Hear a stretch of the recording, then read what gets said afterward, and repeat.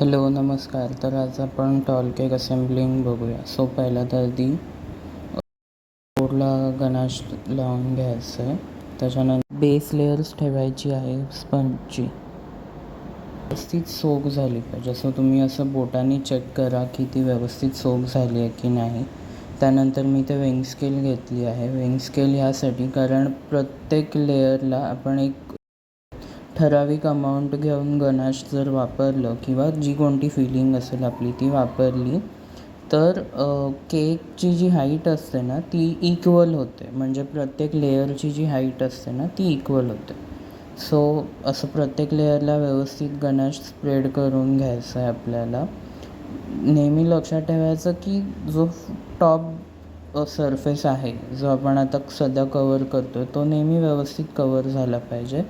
आणि त्याच्यानंतर त्याच्यावर दुसरी लेअर ठेवून आधी साईड्स सिक्युअर करून घ्यायच्या. म्हणजे साईडला जे काही गॅप्स असतात त्या गनाशने आधी फिल करून घ्यायच्या. सो दॅट जेव्हा केव्हा आपण वरती असेंबलिंग चालू करू तेव्हा ते व्यवस्थित स्टेबल राहील. म्हणजे साईडने जर आपण साईड आधी कवर केल्या नाही ना तर त्या थोडा केक असा इकडे तिकडे जाण्याची शक्यता असते. त्यामुळे जेव्हा केव्हा आपण हे करतो तेव्हा आधी साईड सिक्युअर करून घ्यायच्या.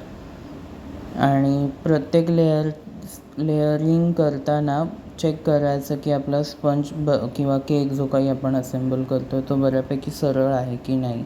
किंवा आता इथे मी जे गनाश वापरतो ते बऱ्यापैकी स्टेबल आहे. त्यामुळे मला हे प्रत्येक लेअरसाठी फ्रीझरमध्ये ठेवायची गरज नव्हती.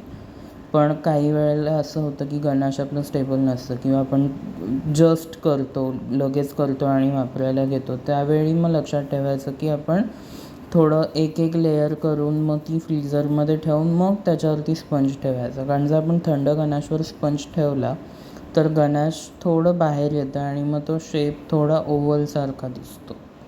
सो प्रत्येक लेयरला तुम्ही गनाश जर मोजून म्हणजे एक इक्वल आता 1 किलोचा केक आहे तर तुमचा स्पंज आणि स्पंजचं वेट ते 1 किलोमधून मायनस करून जितकं तितकं वजन उरतं त्याप्रमाणे गनाशची क्वांटिटी ठरवायची असते.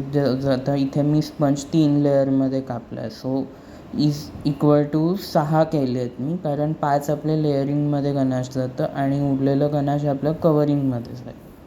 सो ते इथे तुम्ही बघू शकता की थोडासा केक तिरका आहे पण तरी पण आपण फिनिशिंग करताना त्याला व्यवस्थित ॲडजस्ट करून घ्यायचं. आणि जेव्हा केव्हा आपण असेंबल करत असतो केक तेव्हा लक्षात ठेवायचं नेहमी की जितकं शक्य होईल तितकं आपल्याला ट्राय करायचं आहे की हा केक सरळ राहील. स्पेशली टॉल केकच्या बाबतीत. सो झाला आहे माझं असेंबल करून तर आपण तो फ्रीझरमध्ये ठेवूया. फ्रीझरमधून आल्यावर आता फक्त माझं टॉप लेअर असेंबल करायचा बाकी आहे.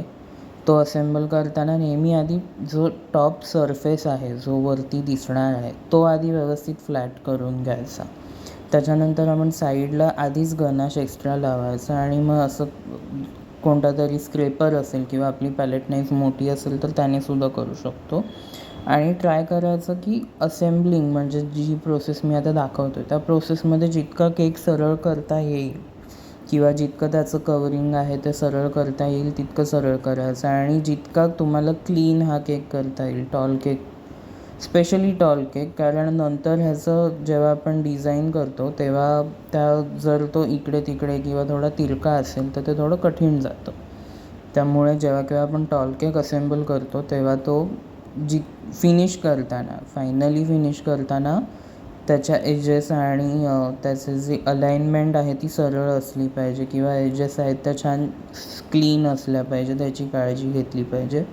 आणि अशा प्रकारे बघू शकता की तुम्ही बऱ्यापैकी हा केक सरळ आहे.